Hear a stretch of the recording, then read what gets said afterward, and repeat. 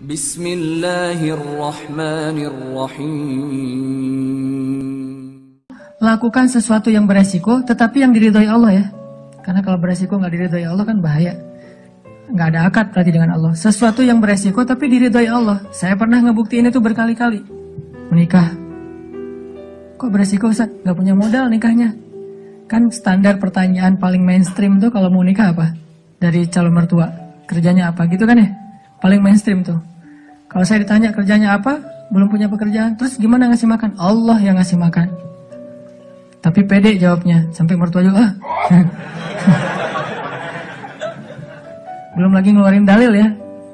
Kan ustadz lah ya. Banyak dalil ya. Ayat, hadis. Banyak lah udah saya kumpulin. Bisa jadi satu buku tuh. Khusus ayat dan hadis untuk melamar. Mudah-mudahan nanti bisa di-share ayat dan hadis. Bahan untuk melamar. Nembak calon mertua lah. Pak, itu ada tuh hadis ya. Cuman saya agak-agak ragu nih. Bunyinya kayak gimana tuh. Kurang lebih sih yang pernah saya dengar dari ustadz. Nih hadis sahih loh Pak. Kalau datang seorang pemuda yang baik akhlaknya gitu kan ya. Jangan ditolak. Itu saya pernah dengar, Bapak pernah dengar? Pernah sih. Nah gimana Pak? Saya beres langsung urusan. Masa dia mau nolak hadis kan ya? Ingkar sunnah tuh udah jadinya bahaya. Duh jangan pakai hadis deh dan segala macam. Nggak mungkin dia ngomong kayak gitu. Nikah tuh nggak punya modal tapi ya bismillah aja lah. Gambling kan. Masa saya mau taat kepada Allah dibiarin telantar kan nggak mungkin. Kan menikah itu untuk taat kepada Allah kan. Gua hawa nafsu. Emang hawa nafsu. Masa nikah nggak pakai hawa nafsu? Ini ada yang keliru di masyarakat kita. Katanya nggak boleh menikah karena hawa nafsu. Bukankah nikah itu adalah solusi buat hawa nafsu? Lo nikah nggak karena Allah tuh, karena nafsu. Nggak berbenturan dua hal ini. Tapi kalau dia menikah karena hawa nafsu dan ingin menghalalkan dengan terhormat hawa nafsu itu namanya karena Allah. Nggak ada cerita karena Allah berarti nggak melibatkan hawa nafsu. Nggak kayak gitu sih bahasanya. Sama kayak kita kerja nih. Lo kerja karena pengen gaji itu bukan karena Allah. Pengen gaji dan karena Allah itu nggak berbenturan. Kenapa kita pengen gaji? Karena kita pengen mendapatkan rezeki yang halal dan menafkahi keluarga. Dan itu semuanya karena Allah. Jadi nggak dibilang, gue jangan mengharapkan gaji, harapkan pahala. Pahala itu salah satunya gaji. Karena pahala dalam bahasa Arab nggak ada pahala, yang ada al-jaza. Al-ajru. Al-jaza itu artinya balasan, al-ajru itu artinya upah. Upah itu bisa dalam bentuk kesehatan, bisa dalam bentuk materi uang, bisa dalam bentuk kebaikan di akhirat, bisa dalam bentuk terhindar dari api neraka, dan seterusnya. Itu al-jaza, al-ajru. Termasuk mendapatkan hak kita dalam sebuah pekerjaan. Nggak masalah mengharapkan, saya kerja di Telkomsel, kenapa? Gajinya gede. Nggak apa-apa. Selama yang kita dapatkan itu halal. Tapi kalau yang kita kejar gaji gede dan syubhat, apalagi haram, itu bukan karena Allah. Termasuk menikah. Menyalurkan, kenapa kamu menikah? Karena saya pengen menyalurkan kebutuhan biologis saya secara halal. Wah, nggak karena Allah nih, nafsu nih. Emang nafsu, emang kenapa? Bukankah Allah mengatakan litaskunu ilaiha? Apa arti litaskunu ilaiha? Supaya tenang, supaya jadi nyaman, gejolak di dalam diri kalian dengan cara kepadanya. Itu bahasa. Dan di Al-Mu'minun juga dikatakan, walladzina hum li furujihim hafizun. Kalau nggak bisa hafizun, maka dia salurkan. Gimana cara nyalurinnya? 2. Illa ala azwajihim. Yang kedua nggak usah dibahas. Yang satu aja. Illa ala azwajihim, kepada istri mereka. Bukan istri mereka, istri-istri mereka. Illa ala azwajihim. Kalau dia menyalurkan dengan cara yang lain selain yang dibolehkan kayak gitu, kata Allah, faulaika humul adun. Dan Allah nggak suka kepada orang yang melampaui batas. Jadi menikah karena Allah, karena saya ingin menyalurkan kebutuhan biologis secara halal misalnya. Makanya mencari yang sesuai dengan kriteria masing-masing. Kalau misalnya ada yang kriterianya harus yang Arab, cari aja Syarifah, Habaib apa. Kalau Habib perempuannya Syarifah kan ya. Atau saya pengen yang Oriental, pergi aja ke Korea lah atau ke Jepang. Saya pengen yang misalnya etnik, nah, bisa di Indonesia misalnya. Ini mas selera, nggak masalah. Bukankah Nabi justru mengatakan memilih perempuan itu yang pertama justru fisiknya? Walaupun yang paling berharga bukan fisik, tapi tetap ditaruh yang paling depan. Karena itu yang ketahuan duluan kan. Kita nggak mungkin tahu kesolehannya langsung ketika awal ketemu ini soleha banget nih, belum tentu. Ketika udah kenal dekat baru tahu ternyata dia rajin tahajud, rajin tilawah. Walaupun kadang-kadang kita ngelihat dia di Instagram postingan terakhir tilawah, alhamdulillah 1 juz hari ini misalnya. Bisa kayak gitu. Tapi rata-rata yang pertama dilihat fisiknya kan ya. Walaupun fisik banyak menipu sih, hasil editan segala macam. Pas ngeliat orangnya, hah? Lebih cantik dari di Instagram sih.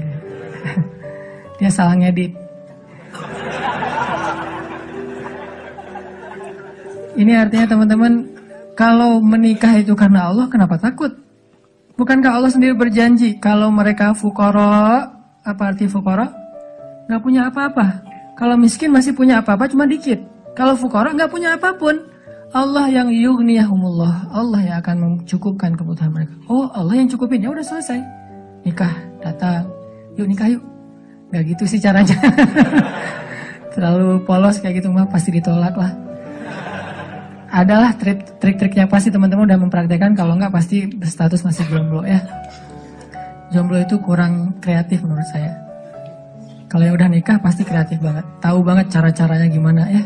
Alhamdulillah berhasil. Setidaknya untuk dia berhasil setelah puluhan orang yang gagal misalnya. Kalau yang jomblo nih kayaknya harus latihan nih, belajar kepada yang udah nikah, nanti di kantor sambil istirahat sharing deh. Gimana dulu lu nembak calon istri? Gitu aja. Gimana gitu aja, tahajud dulu.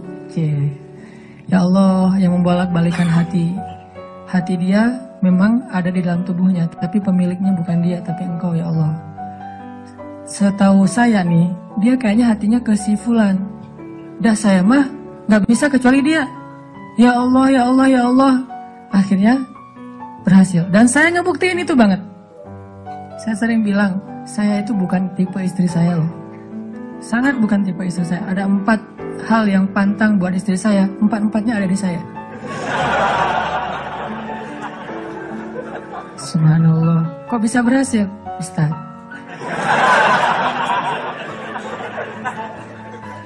Dia berdoa, ya Allah, jangan itu, jangan itu, jangan itu, jangan itu.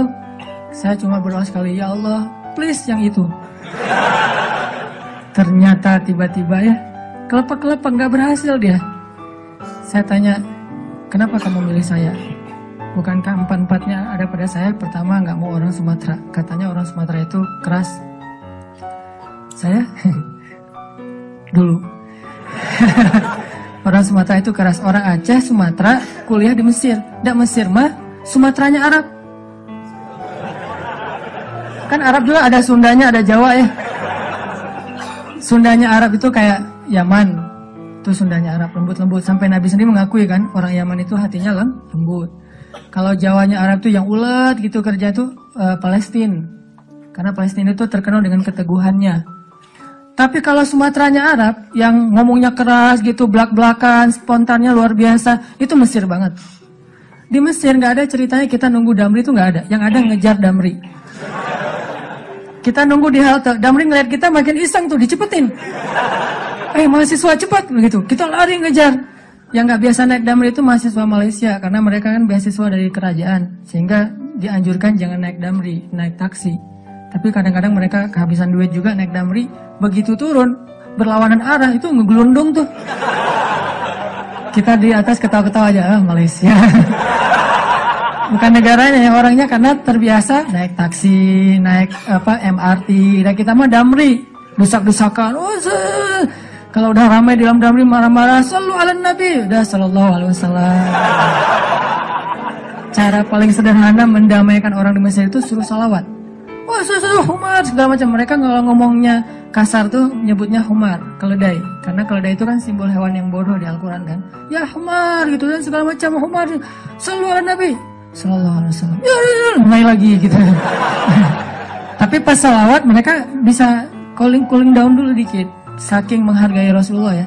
Kadang-kadang ada juga yang sambil marah. Sallu ala Nabi sallallahu alaihi wasallam. Di Mesir, orang Sumatera kuliah di Mesir, kebayangan? Udah Sumatera itu mungkin agak keras, kuliah di Mesir. Jadi wataknya tuh terbentuk dengan 2 negeri. Alhamdulillahnya ketemu orang Jawa yang mungkin beda banget dengan Sumatera. Nggak mau dia orang Sumatera. Saya Sumatera. Sumatera Aceh pula. Dan Aceh di tempat markasnya gam, Aceh PD.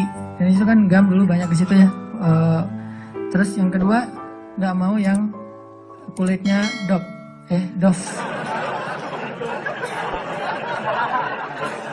Kebanyakan ke pantai misalnya. Saya nyebutnya nggak dop sih, nyebutnya eksotis gitu. Ketiga nggak mau yang berewokan. Nggak usah tanya kenapa. Keempat nggak mau anak pesantren. Ini juga nggak tahu kenapa nih. Empat-empatnya ada di saya nih. Ya Allah, please jangan itu. Ya Allah, saya pengennya itu. Kuat-kuatan doa. Ternyata doa saya lebih diijabah. Tadi kan, Ustaz. Pas ketemu sama dia, kenapa kamu mau sama saya? Padahal empat-empatnya ada di saya. Karena kamu punya yang kelima. Apa? Hati kamu. Nggak gitu sih ngomongnya. Yang jujurnya bukan itu mah versi jaim ya. Kalau versi jujurnya, kenapa? Karena kamu pelet gitu ya. Peletnya pakai apa? Pakai Al-Quran. Begitu ketemu, Bismillahirrahmanirrahim. Ria-ria dikit lah. Tapi ria untuk kebaikan kan, biar dapat seseorang yang sesuai dengan isi hati. Ngeklik langsung, ya Allah, berhasil. Dan setelah itu, biarin Allah aja yang ngatur. Mau kerja apa, mau tinggal di mana. Ternyata alhamdulillah saya ngerasain justru rezeki itu Allah mudahin setelah menikah. Dulu awal-awal saya datang ke Bandung, kita ngontraknya itu di rumah yang tempat pembuangan sampah di Tegalega tuh, di salah satu lapangan di Bandung, di pojok Tegalega itu ada pembuangan sampah. Kita tinggal di situ. Paling murah soalnya di situ. Mulai saya usaha nerjemahin buku, nggak ada yang mau nerbitin. Terjemahannya jelek katanya. Ya udah deh. Mungkin bukan terjemahannya yang jelek. Lihat muka saya dia sebel. Banyak orang yang lihat muka saya tuh sebel. Termasuk tadi calon istri saya pertama ngeliat muka saya, apaan sih nih orang kayak gini banget. Sekarang kok gini banget ya kamu. Tuh terjemahin buku nggak bisa. Akhirnya saya nulis buku sendiri. Karena nggak bisa nerjemahin, nulis aja sendiri. Capruk aja pokoknya, nulis apa yang bisa ditulis. Ditaruh ke penerbit juga nggak ada yang mau nerbitin. Ada satu-satunya penerbit mau nerbitin, katanya royaltinya sedikit banget dan bayarnya setahun sekali. Bayangin, royalti setahun sekali. Sedikit sekali lagi tuh. Akhirnya saya terbitin sendiri. Jadi penerbit, jadi direktur, jadi penulis, jadi kuli. Angkat buku pakai kotak Marlboro, lintasin jalan Soekarno-Hatta, ngirim ke Sumatera, Kalimantan. Pelan-pelan akhirnya usaha nambah dari penerbitan ke jual pulsa. Jadi saya dulu pernah jadi vendor gitu sih, bahasa kerennya, vendor Telkomsel gitu ya. Saya tuh jual pulsa, ada 60 cabang pulsa di Bandung sebelum ada di Alfamart dan Indomaret. 60 cabang pulsa. Terus nambah lagi ke jual beli mobil second. Beli, jual, dikira orang kaya banget, padahal gonta-ganti aja karena emang dijual. Tapi yang harga murah di bawah 100 juta, bukan yang mobil-mobil mahal. Terus coba-coba di properti. Ternyata Allah mudahin setelah menikah. Karena kenapa? Allah yang janjiin. Allah nggak mungkin ingkar janji. Gambling dikit lah di awal. Tapi di tengah dan di akhir kita akan melihat banget gimana Allah nunjukin kebenaran janji-janjinya.